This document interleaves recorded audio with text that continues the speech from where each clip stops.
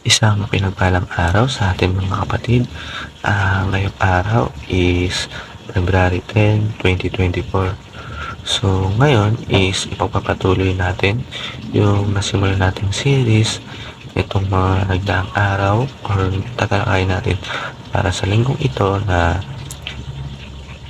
Promises of God's Provision, yung pangako niya na ipagkakaloob niya sa atin pag tayo ay nasa Kanya, pag tayo ay nanampalataya sa Kanya, sinasamba natin siya.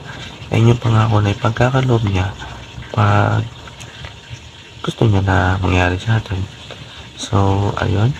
Sa araw na ito is tatalakayin natin ang Psalm chapter 34, verse 9 to 10. Ano nga ba yung sabi dito? Ang sabi dito is, O fear the Lord, you the saints, for those who fear Him have no lack. The young lions suffer want and hunger, but those who seek the Lord lack no good thing. Sa Tagalog, kayong mga hinirang na Panginoon, matakot kayo sa Kanya. Dahil ang may takot sa Kanya ay hindi kukulangin sa lahat ng pangailangan. Kahit mga leon ay kukulangin sa pagkain at magugutom, ngunit hindi kukulangin ng mabuting bagay ang mga magtitiwala sa Panginoon. So, ang una sa ating teaching is God's provide for His God-fearing children. Yun, si Lord is nagpo-provide para dun sa mga tao na may takot sa Kanya, para dun sa mga anak niya na natatakot sa Kanya, sinasamba siya. Alam na yung may mga consequence yung mga gagawin na ng pagkakamali once na tumalikod sila sa Panginoon. Yun, may pangako ang Panginoon para sa atin. Para sa lang tayo ay nasa Kanya. Kinikilala natin siya at kailangan may takot tayo sa Kanya. So, sa pangalawa, God's provide for those who seek Him. Yun. Sa Panginoon is nag-provide or pino-provide niya yung mga pangailangan ng mga taong hinahanap siya. Kasi kaya naman talaga pinagpapala tayo ng Diyos para hanapin siya, para mag-pray, para kilalanin siya, para mag-curious kung sino siya, para sambahin siya, pag-praise niya, di ba?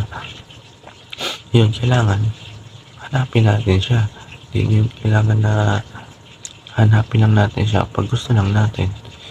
So, sa last ating teaching, God's provide for His greater glory. Kaya naman nagpo-provide ng Panginoon para sambahin natin siya. Kaya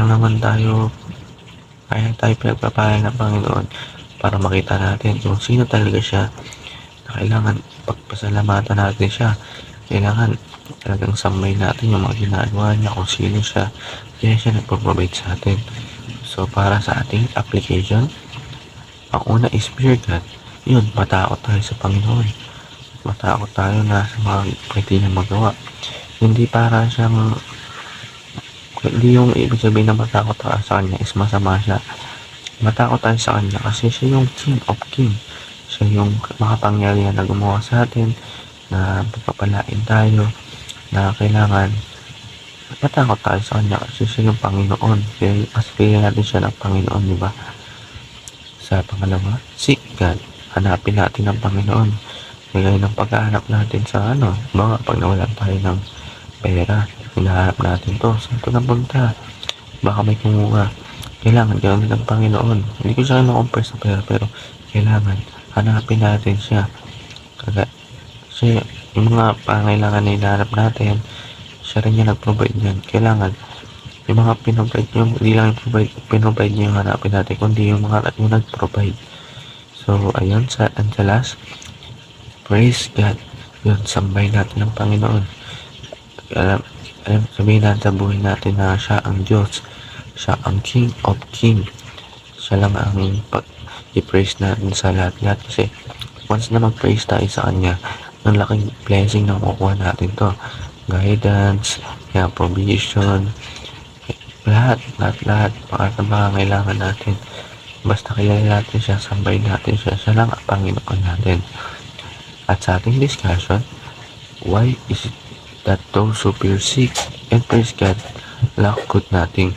Para sa ating kasagutan, please comment sa ating comment section para makapag-share tayo ng mga word of God ng mga experiences and yung mga sagot natin para dun sa mga makakabasa. Para sa ating prayer, Father, thank you for your word that save those who fear, seek, and praise you lack no good thing. Thank you for this promise of provision. I pray that you will make me good steward of your goodness. I want to continually taste and see your goodness. I love you, Lord. May my heart continually praise you. In His name, Amen. So, ayun, natapos na tayo sa ating talakayan para sa ngayong araw. Naway may natutunan tayo sa ating panonood. Mas makilala natin si God sa mga ginagawa niya at sambay natin siya. Kailangan tayong matakot sa Kanya. Hanapin natin sa Kanya. Especially, praise God. So, ayun. Maraming salamat sa panonood. And nakipagpalain tayo lahat. God bless to all.